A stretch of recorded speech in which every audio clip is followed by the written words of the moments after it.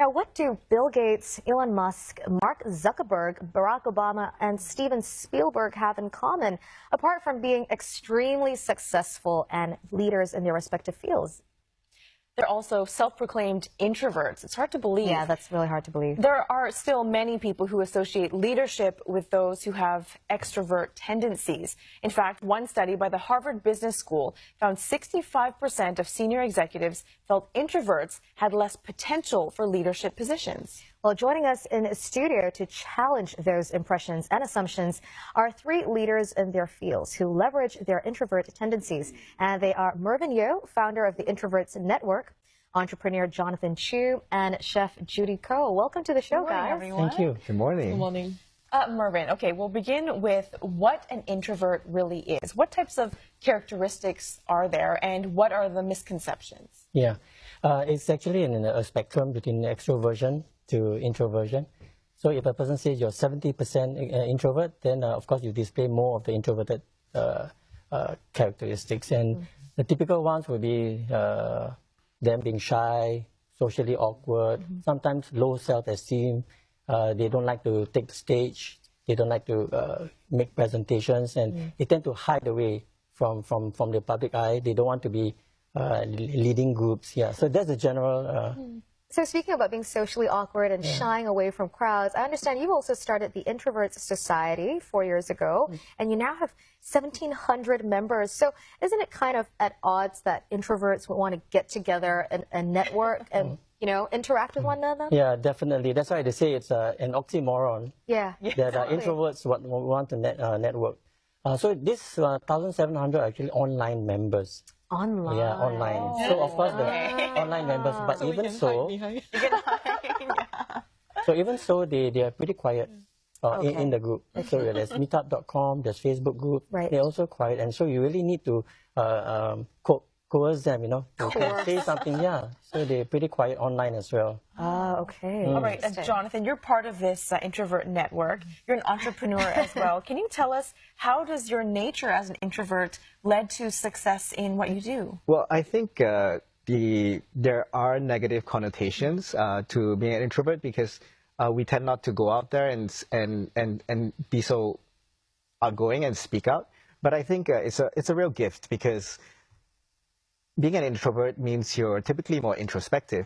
You tend to think about multiple scenarios before they even happen. So if you can appreciate your strengths of being able to see different situations, it actually helps you in business, because it helps you move your resources around, whether it's your budget, whether it's your manpower, or whatever it is. Yes, so I think thinking it's before you speak as well. I'm Yes. sure that helps a lot. It's good advice from me. Judy, you work in a totally different line. You're in F&B. You're a chef, and you need to shout instructions at people like Gordon Ramsay-ish style, isn't it? How do you marry being an introvert and being an industry that you're in? Yes, well, I tell myself that I'm what I am. Yeah. I'm an introvert, but I have my own style of doing things. So instead of really shouting out instructions, I tend to write it down and then communicate with my guys. Yes, but there are times when I actually shout because I have to. Yeah. But then I feel bad. I will move away and think that, I could have put it in a better way. Yeah, so it helps me to consider their feelings rather than, just vent out my frustrations and all that. It almost seems like sometimes you step out of your introvert role, though, and become an extrovert. So, Mervin, does that happen where someone may be on one part of the spectrum, but maybe through networking or just through practice, you can move away from being an introvert to an extrovert? Yes, definitely. I mean, I'm an adapted introvert. Adapted Yeah, because the job calls for me to be a little bit more outgoing, interact with people, and make small talk, initiate conversations, when generally introverts do not like that. They want people to come and talk to them. So so through some reading and maybe some guidance from the more experienced one, we can come out of our little box, our overthinking, and go out and get connected to people, make conversations. Yeah. So we mentioned many outstanding introvert leaders just now, Elon Musk, Mark Zuckerberg. Jonathan, what do you think makes introverts good leaders? What do you think makes you stand out as an introverted leader? Well, I think, to quote Elon Musk, right? Elon Musk is a great strategist. He knows how to step back and look at the entire situation before he even speaks. If you compare say Elon Musk and say, let me think, Richard Branson, right? Oh yeah. You would, you know, opposite ends of the spectrum. completely right, opposite yeah. ends of the spectrum. You would find that the stuff he says is very insightful, but he doesn't.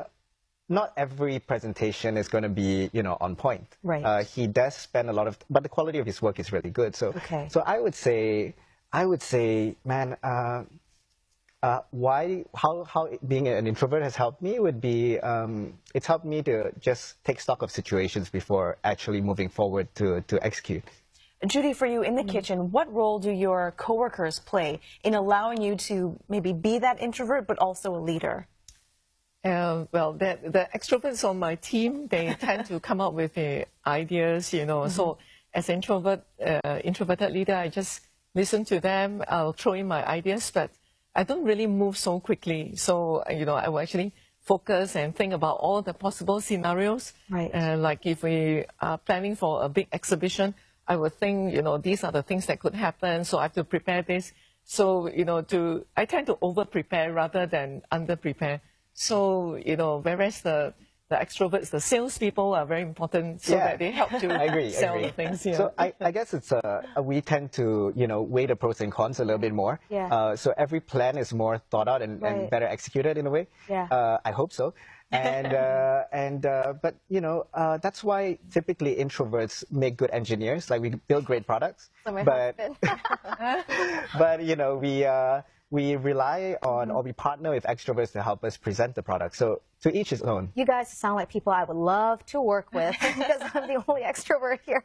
Now, a question for all three of you. Many offices now are geared towards this, you know, hot desking, open space concept. So you have to get to know people around the office. How do you think introverts like yourself could work around this concept? Right. I actually have an open concept as well. So I think what's important is really to be respectful of each other. Okay. I actually think this whole collaboration mentality or this open concept can be a bit counterproductive because, you know, if you just walk over to someone else and you say, hey, what's up, and you interrupt someone's workflow, then it's very disruptive. Oops. Teresa, I sit next to her. You do that a lot. Yeah. Okay, so I guess we try to encourage black spots where, you know, you don't interrupt anyone else and you schedule meetings. Yeah. You know, don't play loud music and stuff like that. Use headphones. What would you say to that, Mervin? Yeah, definitely.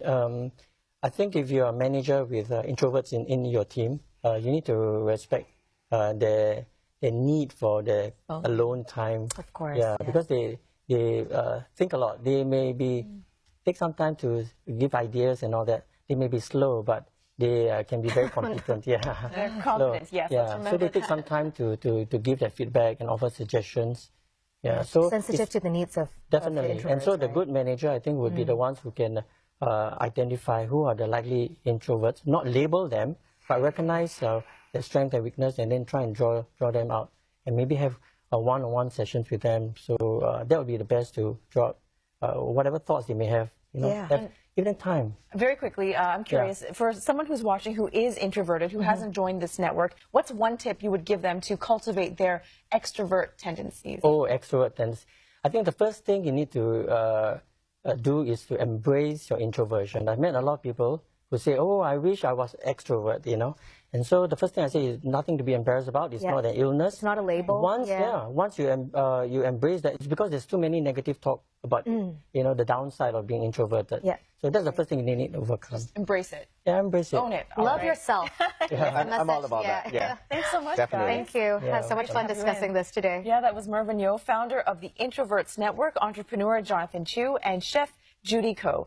And the Introverts Network will be celebrating their 4th anniversary on the 9th of May in a symposium here in Singapore. And the theme, Rise of the Introvert Leaders in a Volatile, Uncertain, Complex, and Ambiguous World. So don't miss that one.